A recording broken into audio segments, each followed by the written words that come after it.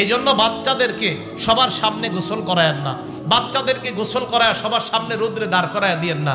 গেঞ্জি সহ শরীরে একটা কাপড় সহ বাচ্চাকে অন্যের সামনে দেন, না হয় এমন বদনজর লাগবে, ফুটফুটে একটা সন্তান দেখবেন হঠাৎ একদম চিকন হয়ে চ্যাংরা হয়ে শেষ হয়ে যাওয়ার উপক্রম হয়ে যায়। তাহলে এই হাদিস দ্বারা বোঝা যায় চোখ আপনারে একদম একদম রোগাক্রান্ত বানায় দিবে।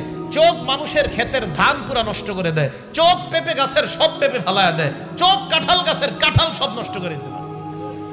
তো রাসূল আকরাম সাল্লাল্লাহু আলাইহি সাল্লাম বললেন, আসমা তোমার সন্তানদের কি হয়েছে?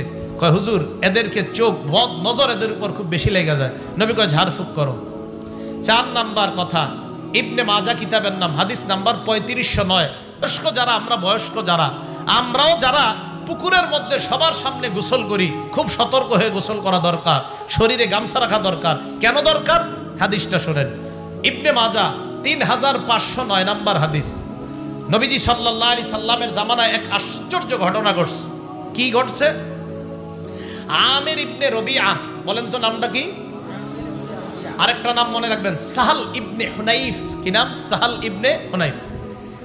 তো এই সাহাল ইবনে হুনাইফ গোসল করতেছে।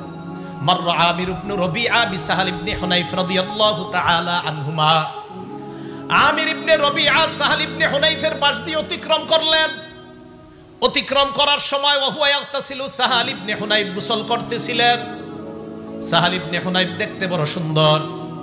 সাহাল ইবনে হুনাইফকে দেখার পর আমির ইবনে রবিআর বক্তব্যটা ছিল এমন, লাম আরা কাল-ইয়াউম ওয়ালা জিলদা মুখাব্বাআতান। সাহাল ইবনে হুনাইফকে গোসলরত অবস্থায় এত সুন্দর আমি দেখলাম, এমন সুন্দর শরীর কোন পর্দার আড়ালের নারী কেউ দেখি না। কি বলল? আমির ইবনে রবিআ বলল, সাহাল ইবনে হুনাইফ এত সুন্দর ছেলেটা, এত সুন্দর তার শরীর, পর্দার আড়ালের কোন নারীও মনে হয় এত সুন্দর না। আমির ইবনে রবিআ বলল, ফামা লাবিসা আন লুবিতা সাহাল ইবনে হুনাইফ। বেশিক্ষণ হয় না, এই সাহাল ইবনে হুনাইফ বেহুশ হয়ে গেছে।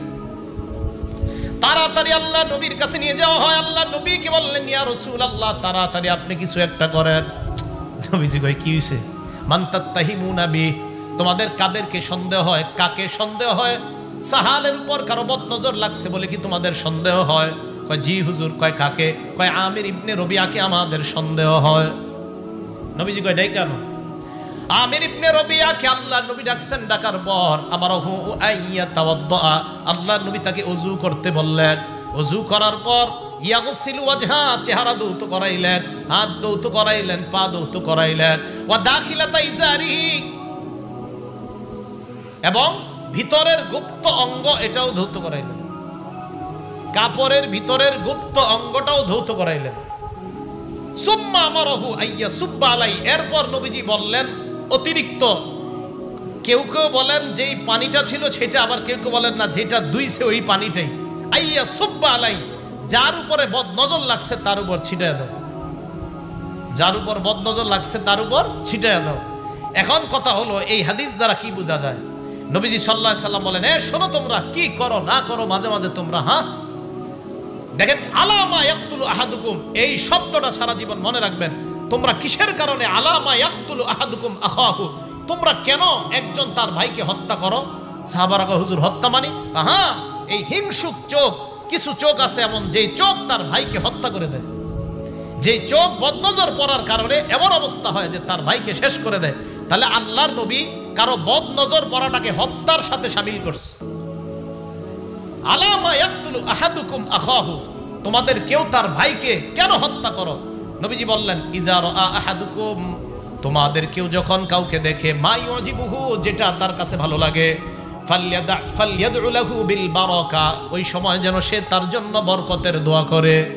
কাউকে যখন দেখবো আমরা, সৌন্দর্যতা যদি চোখে আসে, মাশা আল্লাহ, মাশা আল্লাহ, এই দোয়াগুলা করব। এই জন্য বাচ্চাদেরকে সবার সামনে গোসল করায়েন না, বাচ্চাদেরকে গোসল করায় সবার সামনে রোদ্রে দাঁড় করায় দিয়েন না।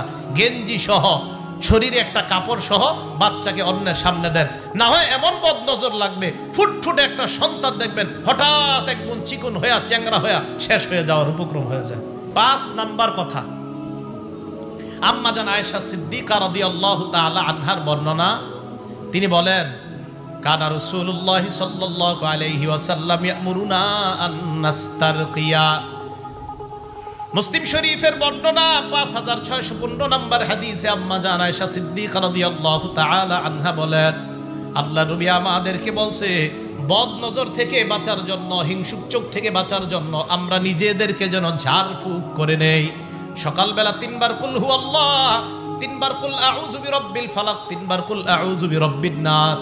মাগরিবের পরে 3 বার কুল হু আল্লাহ, 3 বার কুল আউযু বিরাব্বিল ফালাক, 3 বার কুল আউযু বিরাব্বিন নাস পরে শরীরের মধ্যে ফু দেওয়া। মনে থাকবে তো কথাগুলো ইনশাআল্লাহ?